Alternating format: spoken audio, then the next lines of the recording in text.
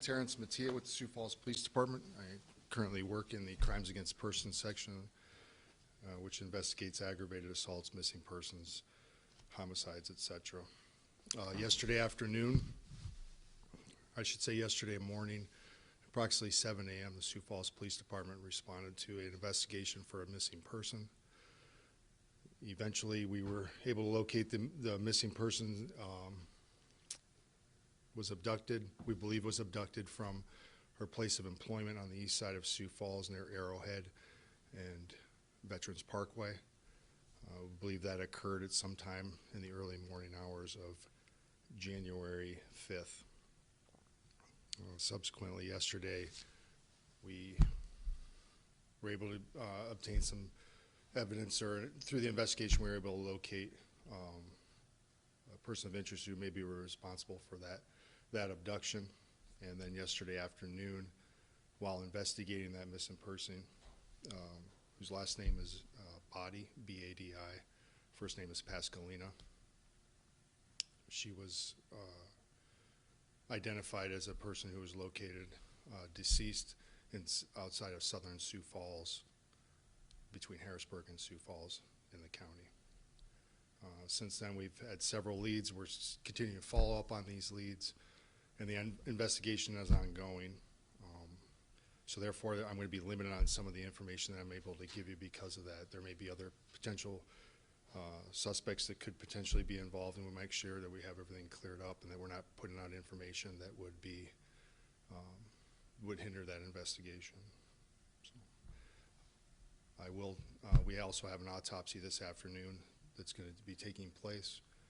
Once we have that autopsy done, obviously we'll have more evidence and more information on us to proceed more judiciously. What condition was her body found in? I'm not going to be able to release that, and the reason being is because I don't want to put information out that could potentially hinder the investigation. At this time, have any additional charges been levied against that person of interest? No, not related to this case. What time was her body found? It was approximately, the call came in yesterday through Lincoln County Sheriff's Office at about 3:10 p.m. And first deputies arrived on scene approximately 3:20, and then shortly thereafter, she was identified as being Miss Body. Can you describe more about where the body was found? Yes, it was found in southern Sioux Falls, just outside the city limits between Harrisburg and Sioux Falls.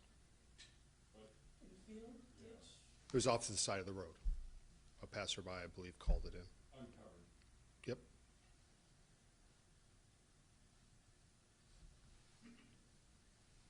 She was deceased at that point. Yes. She was pronounced deceased at that point. The county coroner also arrived on scene and pronounced her deceased. When was the last time you've seen a case like this? I wouldn't say this is, as in, I guess, could you elaborate on when I saw a case like this? Is this a death investigation or?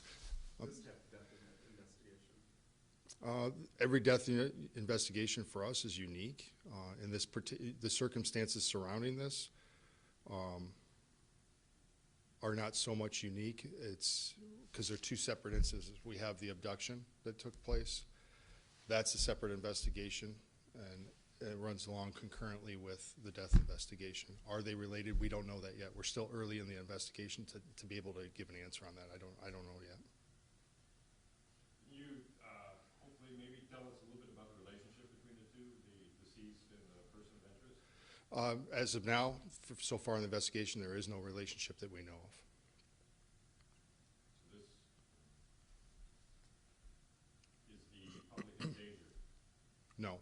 We believe the main person of interest that we have that person identified, and there is no danger to the remainder of the public. This was a random abduction, perhaps? It could potentially be random. We aren't certain on that yet because we're still investigating that. We don't know the relationships between everybody yet who's involved in this or potentially could be involved. So as that information comes up, we'll gladly give that out as we proceed. But our hopes are that we will have more information today and be able to release more information regarding this particular incident and the death investigation itself. So yesterday, the release went out saying a 19-year-old named Amir was a person of interest. Are these the same? Is this in this case specifically? Yep, same person. It's Amir Hassan Boudwan Jr. He's a 19-year-old male, lives here in Sioux Falls. And perhaps you can't say at this moment, but how did his name come up? Through the investigation, we were able to identify him as a person of interest, and we're in the process of still speaking and carrying on with that investigation with him. So it was witnesses or security tape or, you know? There was a witness that identified him and recognized him, and there's many people in the community that when we put that information out, that's why we do so, because it's the best source for us to get that information or get someone identified, and that's how we were able to do that. Do you need the public's help anymore, do you think? Do you got your guy, you think, or if they know anything, call Crime Stoppers? You know, I would like to, well, one, I'd like the public to always be aware of using safety when you're going to your vehicle. If someone approaches you and attempts to coerce you into doing something that just doesn't feel right, then you got to report that to law enforcement. And the reason being is I'm certain that this person, our Mr. Boudwan Jr., potentially could have tried this some other time. So if there's someone out there with other information where they recognize his photo or recognize that he may have done this on a previous occasion, please call us so that we can reach out to those folks and investigate it, because we'd like to make sure that we have no other potential victims out there that we're not addressing. So you just said you're certain that he may have tried this another time? Yep. Are you talking about in Sioux Falls or in? I'm talking about this particular evening, and I'm not gonna, I will elaborate enough to tell you that we believe prior to this incident that happened this morning, that morning, that he potentially approached another female and attempted in the same manner and had a similar discussion with her. However, I can't talk about the particular discussion that was had because there may be other people that were involved as well. Can you say, was that in the same general area where Yes. you believe that she was abducted? Yes, it was. Are the two charges he is currently booked on, are those older charges? Are those? There were arrest warrants Okay. that were issued. One was, I don't know the particular charges, but there's approximately 2 arrest warrants. I'm quite certain of that. So right now, he's currently not lodged for anything related to this incident. He's under arrest for arrest warrants that he had. Is he cooperating, can you say? You're communicating with him, your people? I'm not in the interview room or talking to him or any of his associates, so I don't know if he's cooperating at this point. I'll just leave it at that. Can you, I know an autopsy is yet to come, and perhaps you cannot answer, but do you think there was any sexual assault? I wouldn't even delve into that right now because I don't want to put misinformation out there. I will wait till everything is, our investigation is complete before we release anything like that. Was she clothed?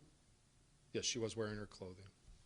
And that's going to be the last question that I take on her person or the scene where her body was found, because there's particular details that obviously folks all know and other people know that maybe only people involved would know. And I'm not going to answer a question on that again. A question about her car. When was that found? Her car was found, I believe that was Sunday morning. Let me see, January 6th at approximately 9 a.m. So that was Monday morning. Okay, thank you. Yeah, it'd be January. It was Sunday morning. Sunday morning, yes. January 5th, thank you. Yeah, January 5th. And that was about 9 a.m. How was her car? Her car was found in a residence not too far from where her work was. Burnt? Still fine? Everything like The that? car was still operational.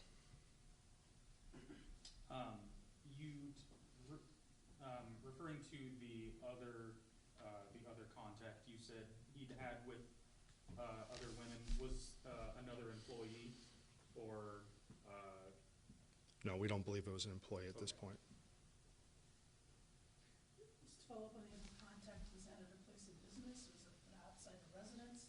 Yes, it was an east side business located near Arrowhead and Veterans Parkway.